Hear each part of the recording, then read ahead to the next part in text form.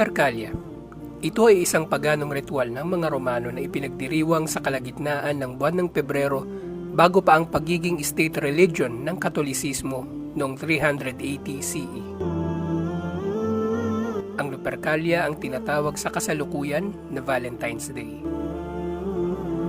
Ang Lupercalia ay isang okasyon ng kalaswaan at kahalayan upang magpakalasing, magparada sa mga kalsada ng nakahubad at magkatay ng mga hayop para sa mga Diyos-Diyosan, lalong-lalo na si Pan, ang Diyos ng mga sakahan at Diyos ng pakikipagtalik. Ang layunin di umano ng Lupercalia ay ang dalisayin ang kanilang mga lungsod at gawin itong daan upang ang mga tao ay maging malusog at magkaroon ng kakayanan na magkaanak. Ang buwan ng Pebrero ay ipinangalan mula sa salitang Febreus na nangangahulugang pagpapadalisay. Ang Lupercalia ay isang sistematikong pagdiriwang na mayroon itong sariling mga pinunong panrelihiyon na namamahala sa pagdiriwang nito.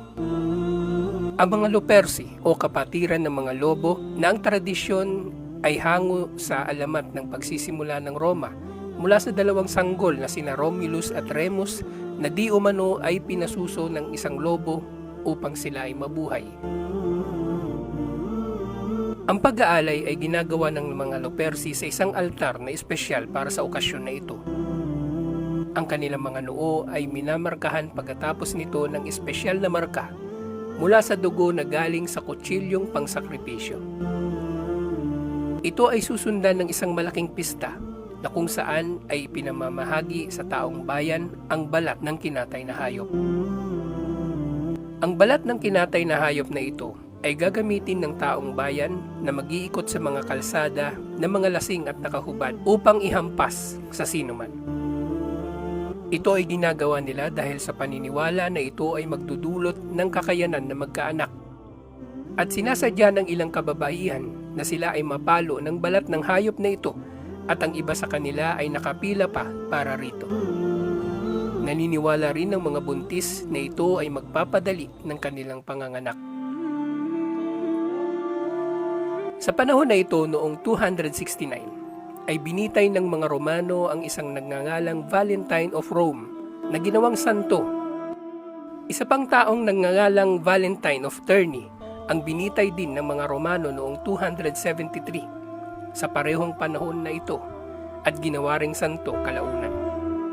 Ayon sa kasaysayan ay meron pang pangatlong Valentino na namatay sa Africa na sakop noon ng Roma sa parehong panahon ng Lupercalia.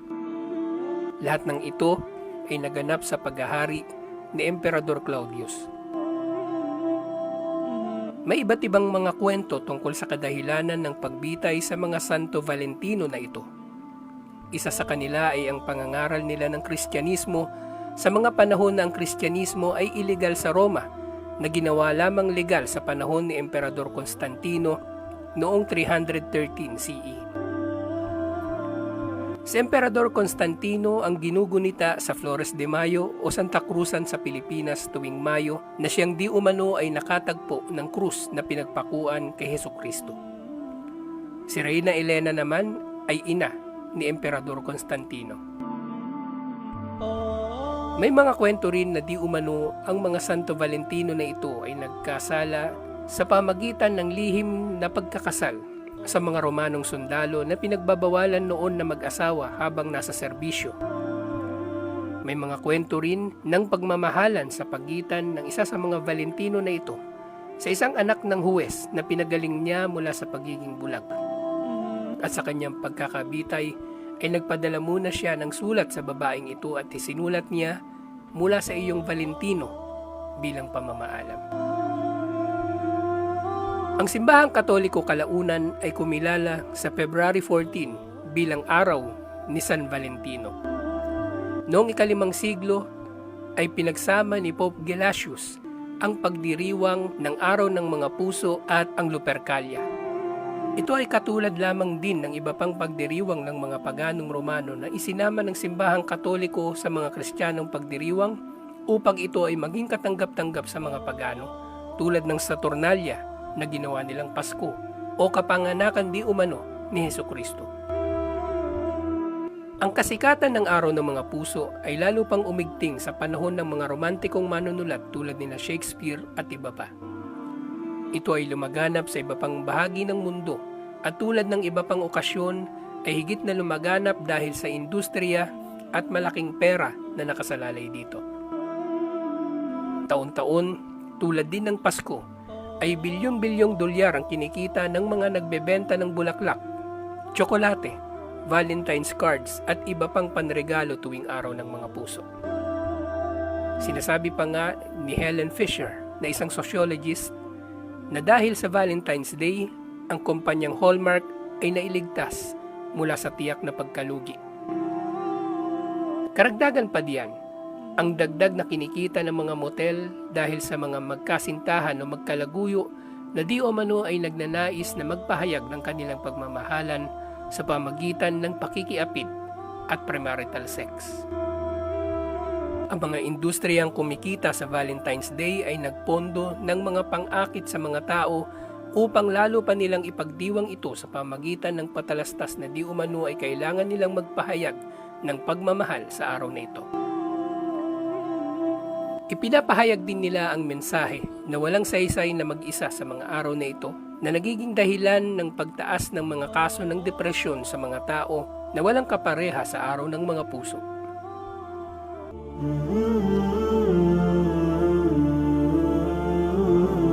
Alhamdulillah, ang Islam ay nagligtas sa atin mula sa mga bagay na ito na may kinalaman sa kahalayan, kalaswaan, pangangalunya, walang saysay na paglustay ng salapi at paggaya sa mga pagano.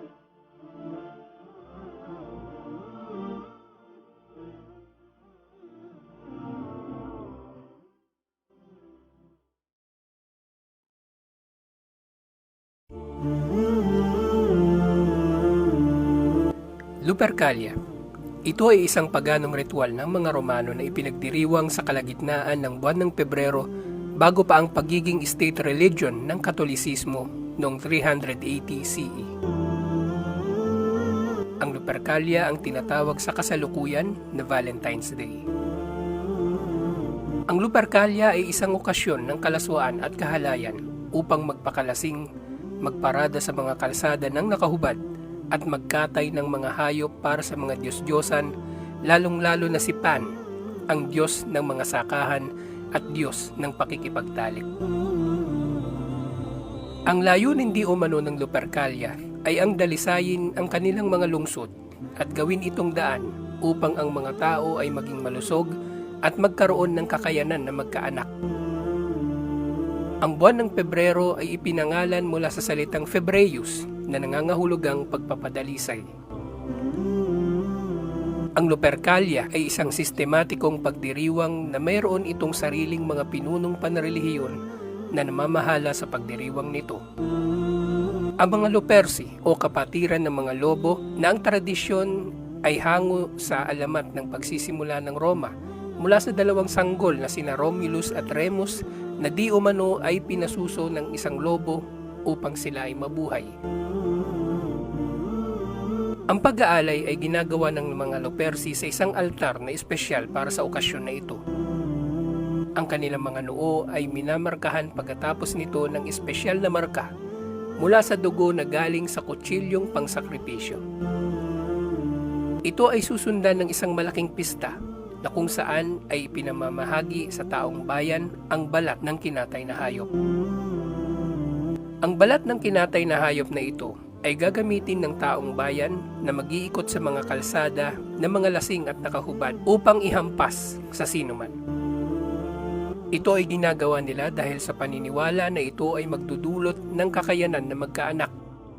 At sinasadya ng ilang kababaihan na sila ay mapalo ng balat ng hayop na ito at ang iba sa kanila ay nakapila pa para rito. Naniniwala rin ng mga buntis na ito ay magpapadali ng kanilang panganganak.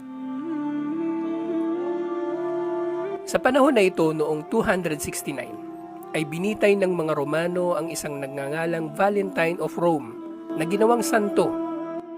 Isa pang taong nagngangalang Valentine of Terni ang binitay din ng mga Romano noong 273. Sa parehong panahon na ito, at ginawa ring santo kalaunan. Ayon sa kasaysayan ay meron pang pangatlong Valentino na namatay sa Africa na sakop noon ng Roma sa parehong panahon ng Lupercalia. Lahat ng ito ay naganap sa paghahari ni Emperador Claudius. May iba't ibang mga kwento tungkol sa kadahilanan ng pagbitay sa mga Santo Valentino na ito. Isa sa kanila ay ang pangangaral nila ng Kristyanismo sa mga panahon na ang Kristyanismo ay iligal sa Roma na ginawa lamang legal sa panahon ni Emperador Constantino noong 313 CE. Si Emperador Constantino ang ginugunita sa Flores de Mayo o Santa Cruzan sa Pilipinas tuwing Mayo na siyang di umano ay nakatagpo ng krus na pinagpakuan kay Hesukristo. Si Reyna Elena naman ay ina ni Emperador Constantino.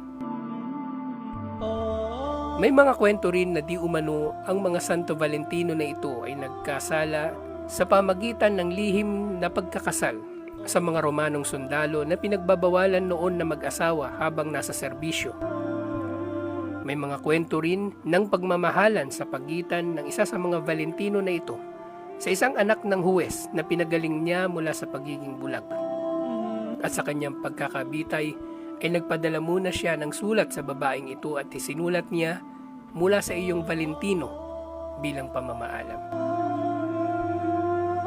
Ang simbahang Katoliko kalaunan ay kumilala sa February 14 bilang araw ni San Valentino. Noong ika-5 siglo ay pinagsama ni Pope Gelasius ang pagdiriwang ng araw ng mga puso at ang Lupercalia. Ito ay katulad lamang din ng iba pang pagdiriwang ng mga paganong Romano na isinama ng simbahang Katoliko sa mga Kristiyanong pagdiriwang upang ito ay maging katanggap-tanggap sa mga pagano tulad ng Saturnalia na ginawa nilang Pasko o kapanganakan di umano ni Hesukristo. Ang kasikatan ng araw ng mga puso ay lalo pang umigting sa panahon ng mga romantikong manunulat tulad ni Shakespeare at iba pa. Ito ay lumaganap sa iba pang bahagi ng mundo at tulad ng iba pang okasyon ay higit na lumaganap dahil sa industriya at malaking pera na nakasalalay dito. Taon-taon, tulad din ng Pasko, ay bilyong-bilyong dolyar ang kinikita ng mga nagbebenta ng bulaklak, tsokolate, Valentine's cards at iba pang panregalo tuwing araw ng mga puso.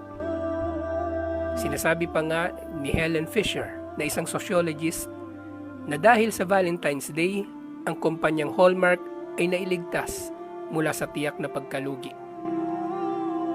Karagdagan pa diyan, ang dagdag na kinikita ng mga motel dahil sa mga magkasintahan o magkalaguyo na di umano ay nagnanais na magpahayag ng kanilang pagmamahalan sa pamagitan ng pakikiapid at premarital sex. Ang mga industriyang kumikita sa Valentine's Day ay nagpondo ng mga pang-akit sa mga tao upang lalo pa nilang ipagdiwang ito sa pamagitan ng patalastas na di umano ay kailangan nilang magpahayag ng pagmamahal sa araw na ito. Ipinapahayag din nila ang mensahe na walang saysay na mag-isa sa mga araw na ito na nagiging dahilan ng pagtaas ng mga kaso ng depresyon sa mga tao na walang kapareha sa araw ng mga puso.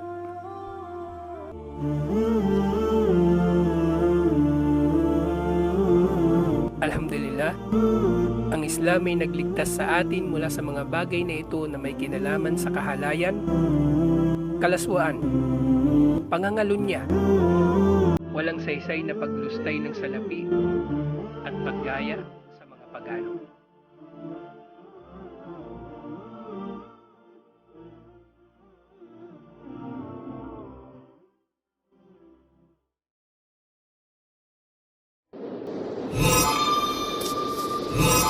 Remember to like, comment, and subscribe.